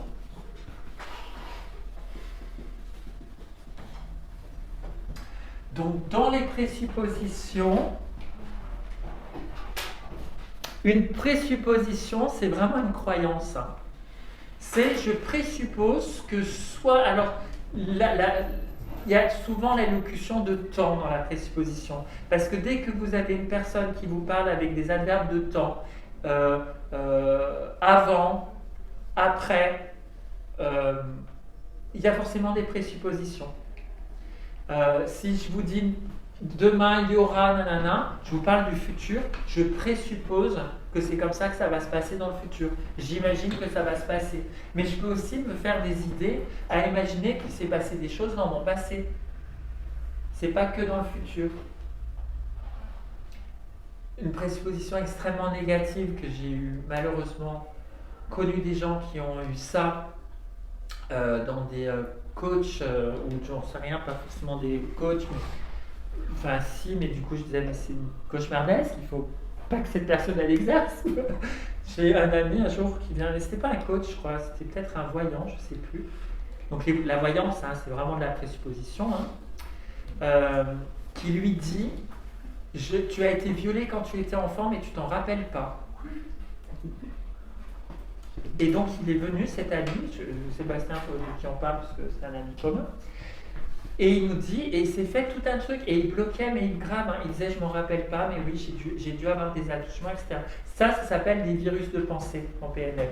Ça veut dire la personne, elle met dans la tête de quelqu'un une présupposition, et la personne, alors peut-être que ça se trouve c'était vrai, hein, que peut-être c'est pour ça que ça l'a touché, parce que ça lui a rappelé un souvenir qui était peut-être occulté, mais peut-être que c'était faux. Donc ça, c'est horrible hein, avec un client de dire « Vous êtes sûr qu'il ne s'est rien passé ?» Vous voyez, c'est une présupposition. Et bien, mine de rien, une présupposition, ça connote complètement l'expérience subjective qu'on a d'une chose. Quelles sont les présuppositions qu'on a? Et donc, vous avez en plus les souvenirs induits hein, qui existent en thérapie. Donc, les souvenirs induits, c'est quand c'est un thérapeute qui va induire des souvenirs à son client. Ou des fois, le client lui-même, en état hypnotique, peut complètement recréer des situations de son passé qui n'ont jamais existé. En PNL, on dit que c'est pas très grave parce que ce qui compte, c'est pas tant la réalité, c'est ce que la personne elle a fait de la réalité. Mais quand même, c'est intéressant quand même de le savoir. Notre cerveau, de toute façon, induit beaucoup de souvenirs. Il y a un petit feuilleton sur Netflix qui s'appelle En Bref. Je sais pas si vous voyez. En Bref, ou Bref, je ne sais plus comment ça s'appelle. En Bref, voilà.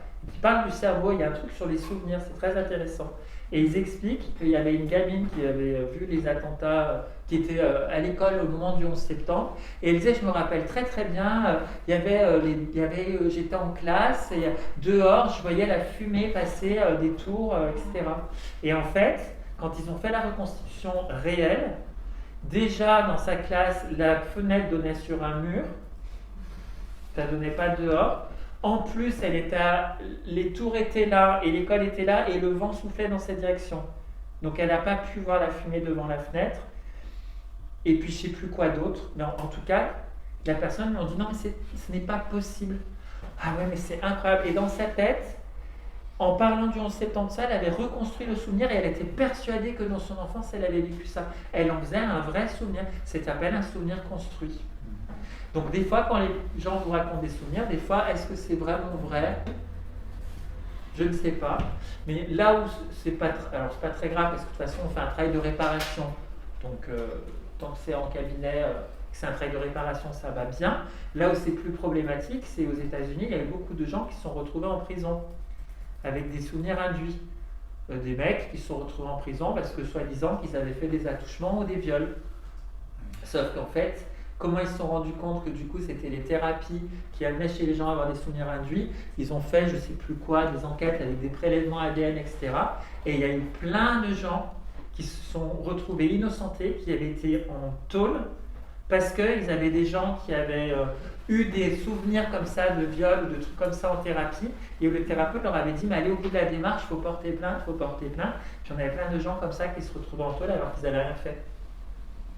Donc c'est intéressant de se dire qu'on peut vraiment reconstruire, faire des distorsions de notre histoire personnelle des fois. Il est terrible ce sujet-là parce que tu as à la fois effectivement des gens qui vont oublier que ça s'est passé, et à l'autre extrême qui vont inventer Carrément alors s'ils oublient, ça sera des omissions. S'ils inventent, ça sera des distorsions. Vous voyez?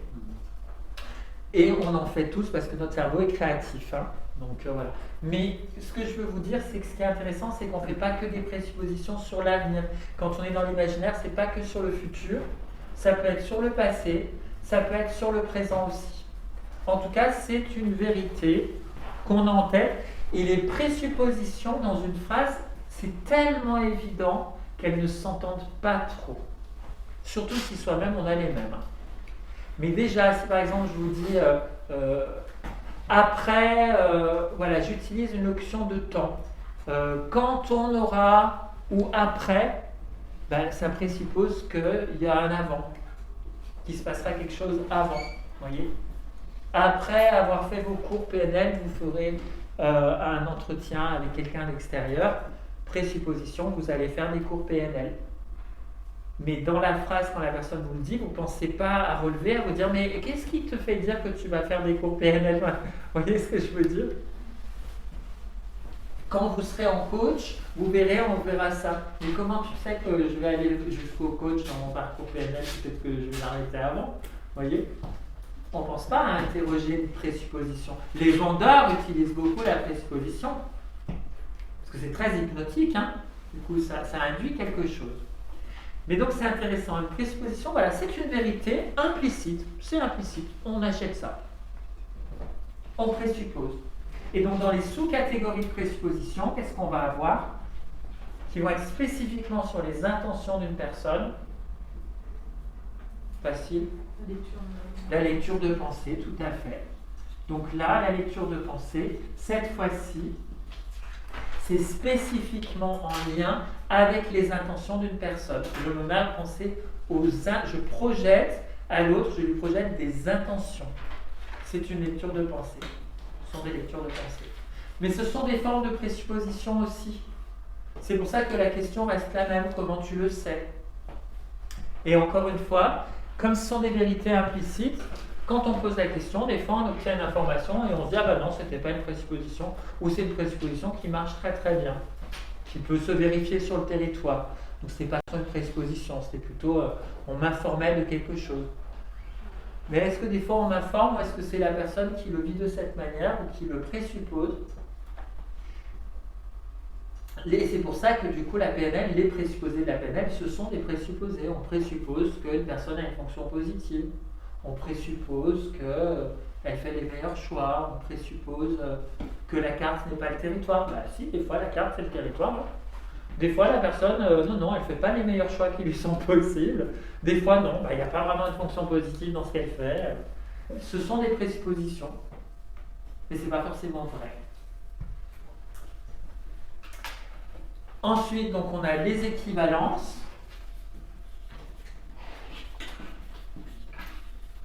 Donc, les équivalences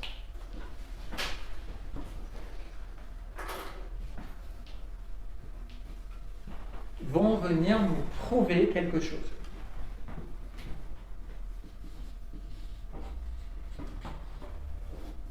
Les équivalences, elles prouvent. Donc, qu'est-ce que je fais quand je fais une équivalence? Dessous une équivalence, qu'est-ce qu'il y a forcément? Une présupposition. Parce que si une équivalence vient me prouver Mon équivalence vient me prouver soit ma présupposition, soit ma lecture pensée. Bah, la personne, elle m'aime pas. Hein. De toute façon, elle m'aime pas. Ah bon, mais comment tu le sais qu'elle ne t'aime pas? Bah, parce que quand elle me voit, elle s'en va. Ah. Donc j'ai justifié ma présupposition. Mais c'est que je fais une équivalence. Voyez? Ou je peux justifier avec mes équivalences des jugements de valeur, des origines perdues. Pour maintenir, mon équivalence me sert à maintenir ma réalité, maintenir mon modèle du monde en place. Et donc quand quelqu'un a une présupposition, donc a une croyance, elle va, son système de sélection va chercher des preuves. Et la personne va dire, bah oui, la preuve, regarde, il y a eu ça. La preuve, la personne, elle a fait ça. La preuve, elle a dit ça. Ah, ça veut bien dire que. Mais la personne, elle ne fait pas que des lectures de pensée. Elle fait des présuppositions de lecture de pensée qui viennent se nourrir d'équivalence, qui viennent lui prouver la réalité. Donc c'est très difficile quand on accompagne quelqu'un et qu'on ne connaît pas l'environnement, qu'on n'est pas dans le territoire, parce que des fois la personne va vous dire des trucs, vous allez poser des questions, comment tu le sais? La personne elle va vous donner des équivalences. Et vous allez dire ok, donc c'est un fait. Ben oui, mais peut-être il faut que je vérifie est-ce que ces équivalences elles tiennent. Donc ça vous demande d'être beaucoup très méta et d'être très curieux. Moi ça m'a vraiment appris, j'adore ce métier de coach, parce que des fois je creuse des sujets avec des clients qui me parlent de choses sur des sujets que je ne connais pas. Et des fois, entre deux rendez-vous, je me renseigne sur les sujets qu'on m'apporte. Je fais du job entre-temps pour dire, c'est vrai que dans telle entreprise, il y a ça, parce que moi, on m'a dit que mon client me dit qu'il y a ça, donc je ne sais pas, une présupposition. Puis quand je fais la question à la personne, elle me dit, non, mais je ne peux pas. Par exemple, un opérateur modal, elle ne peut pas. Parce que qu'est-ce qui se passerait? Parce que si je fais ça, il va se passer ça. D'accord, donc son opérateur modal de nécessité ou d'impossibilité est tenu par une présupposition. Je suis d'accord avec cette présupposition? Oui, parce que la preuve, c'est que ça... Ah, d'accord, mais je ne connaissais pas moi, le sujet, donc d'accord, je suis curieux. Soyez curieux. Vous voulez bien modéliser, la curiosité sera votre qualité majeure pour pouvoir être des bons modélisateurs. Allez vous renseigner. J'aimerais bien savoir, tu sais, l'autre jour on a dit ça, mais moi je vais regarder, mais tu es sûr que... Et des fois vous allez vous renseigner, vous allez dire, ah ben ça, vraiment je découvre, j'apprends en fait, je ne savais pas que ça marchait comme ça. C'est vraiment intéressant. Et pourquoi, par exemple, la politique anime les passions? Parce que la politique est pétée de présuppositions. Hein. Que n'importe quel parti que ce soit. Ce sont des présuppositions qui viennent, à partir d'une vision politique, s'appuyer sur des équivalences. La preuve, vous voyez? Ou des causes à effet. Si on ne fait pas ça, voilà ce qui va se passer. Ou des fois des causes à effet qui sont vraies, mais des fois qui ne sont absolument pas vraies. Vous voyez? Et comme on est ignorant, parce qu'on n'a pas toutes les infos, c'est très difficile souvent, moi je trouve, de faire des bons choix politiques, parce que ça nécessiterait d'avoir un degré de connaissance et d'expertise pour savoir qui croire. Et donc souvent les choix politiques se font vraiment en orientation avec une confirmation d'un vécu très personnel, hein, mais qui est généralisé. Et qui du coup va venir s'appuyer sur une vision du monde. Parce que voilà, les discours politiques sont beaucoup dans les présuppositions, avec beaucoup d'équivalence et beaucoup de cause à effet, de dire, eh ben, donc du coup, on met telle mesure et ça aura tel effet. Et oui, et qui dit qu'on n'en sait rien, on n'est pas expert. Équivalence et donc cause à effet. Donc là, cette fois-ci, c'est des conséquences cela engendre ceci, engendre cela, fait que cela. C'est vraiment une cause à effet. Encore une fois, vous avez des causes à effet qui marchent bien, mais encore une fois, soyez curieux, vérifiez est-ce que c'est vraiment le cas ou pas.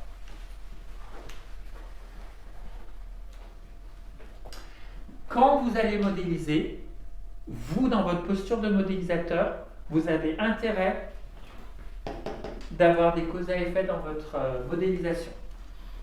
Quand vous modélisez une personne, vous êtes en cause à effet dans votre structure mentale, puisque quand vous modélisez, vous allez chercher si la personne, elle est par exemple en colère. Est-ce que c'est bien parce qu'elle se dit qu'on ne la respecte pas qu'elle est en colère? Est-ce que c'est une cause à effet qui marche? Ou elle vous dit, je me sens coupable parce qu'on ne respecte pas, ça ne marche pas cette cause à effet, donc je ne comprends pas. Quand vous modélisez, vous êtes dans des causes à effet, avec votre structure à vous de modélisateur, vous faites des causes à effet en termes de niveau logique. Quelle identité engendre quelle valeur, quelle croyance, qui engendre quel état interne, qui engendre quelle capacité, quel comportement, etc. Vous avez un lien de cause à effet dans ce que vous faites pour mettre du sens à vos modélisations. Mais il faut que vos causes à effet fonctionnent. Et donc là où c'est la distorsion, c'est quand il y a une cause à effet qui ne fait pas sens, qui ne marche pas. Ça, c'est de la distorsion. Sinon, c'est une vraie cause à effet. Ça va pour ce gros rappel. Mais écoutez, le timing est très bien, c'est midi et demi. Ça va être le temps de digérer tout ça. On attaquera après les métaprogrammes cet après-midi. Qu'est-ce que vous pensez de ça? Comment vous vivez ça, le fait de revenir comme ça sur du métamodèle? Est-ce que c'était redondant pour vous? Est-ce qu'au contraire, ça vous ouvre comment c'est? Est-ce que c'est compliqué? Est-ce que c'est... On sent que ça reste compliqué là. On commence à faire des liens en fait entre les différents modèles et tout. Du coup, je trouve que là, on sent que ça va être compliqué. D'avoir tous les réflexes en tête, D'accord. tous les liens. Oui, d'avoir les réflexes, la logique du métamodèle, c'est ça. La logique qu'on n'a pas du tout. Oui, parce qu'effectivement, le niveau vous étiez, c'était de poser la question qui est en lien avec la phrase qu'on me dit. Mais en fait, pourquoi, et ça c'est normal quand on fait un praticien et qu'on mène un entretien, on a l'impression d'être un peu paumé, quoi. Au bout de quelques minutes, on dit, j'ai tout ça comme info, mais je ne sais pas quoi en faire, moi, de toute cette info, je suis perdu. Et grâce à la modélisation, ça va vous donner cette structure qui manquait du coup en praticien, pour vous dire, ok, j'ai compris vraiment dans ces évaluations métamodèles, d'accord, il y a la question, mais je comprends vraiment c'est quoi que la personne elle fait, c'est quoi sa stratégie mentale, comment elle a enclenché sa stratégie. Et c'est ça qui m'intéresse, à comprendre pourquoi ça fonctionne comme ça. Et du coup, c'est vrai que moi j'adore, c'est passionnant parce que c'est d'une richesse. C'est pas juste des cartes, c'est une méthodologie pour. Ce qui est compliqué, ce qui est là compliqué, c'est de prendre le recul justement pour penser la structure, ce qu'on entend, et puis lier les informations en fait. Voilà. Ouais. C'est beaucoup le maître prat, c'est ce que je vous disais, autant jusqu'au niveau du prat, on travaille beaucoup la mémoire parce que de se rappeler ce que la personne nous dit, la reformuler, se synchroniser, la relation, on travaille beaucoup ça. Et là, sur le niveau maître prat, même en termes de communication, c'est le discernement dans la communication. C'est vraiment d'arriver à être dans une communication de compréhension vraiment profonde et d'apporter dans aussi parfois juste une reformulation à ce que la personne vit avec de la modélisation. La personne elle vous dit « Oh là là, mais j'étais venu vous voir, c'était un espèce des nœuds partout dans ma tête, mais là, ça m'a aidé à y voir beaucoup plus clair en fait. J'arrive vraiment à comprendre ce que je suis en train de faire. » Et du fait de mieux comprendre ce qu'est la personne elle est en train de faire, ce sera beaucoup plus simple de poser l'objectif. L'objectif, une fois qu'on a bien modélisé, il va se poser à la fin, puis ça va plus vite. Parce que sinon, on est obligé de faire des allers-retours entre l'état désiré, on revient sur l'état présent, parce que finalement, on se rend compte que dans l'écologie, l'état désiré, il y a des trucs qui n'allaient pas, et puis on dit, mais j'arrête pas de faire le ping-pong avec cette personne. Donc c'est pour ça que la logique, c'est de ne pas hésiter de passer des vrais temps sur l'état présent. Mais ça va se faire. En fait, c'est pas que c'est compliqué, je dirais que c'est complexe dans le sens où il y a beaucoup de choses. Mais après, c'est pas forcément compliqué. Parce que une fois que vous intégrez l'ensemble des choses, il y a des choses qui vont devenir simples, au contraire. C'est simple et complexe. Simple parce qu'une fois qu'on a compris, qu'on se dit ah bah oui, ça fait sens, souvent.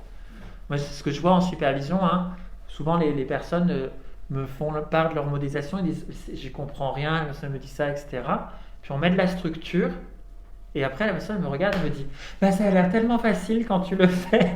Mais oui, mais c'est parce que c'est facile, c'est simple, C'est juste que c'est complexe. Ça veut dire qu'il y a beaucoup d'éléments à mettre en compte et à mettre du discernement sur ceci engendre cela, qu'est-ce qui engendre quoi. Et une fois qu'on a, petit à petit, avec de la pratique, vous allez y arriver. De toute façon, je fais cette présupposition, mais des fois qui marche bien, parce que sinon, je ne serais pas là à vous enseigner si je pensais que c'était pas réalisable, quoi. Ok, on fait la pause. Ouais.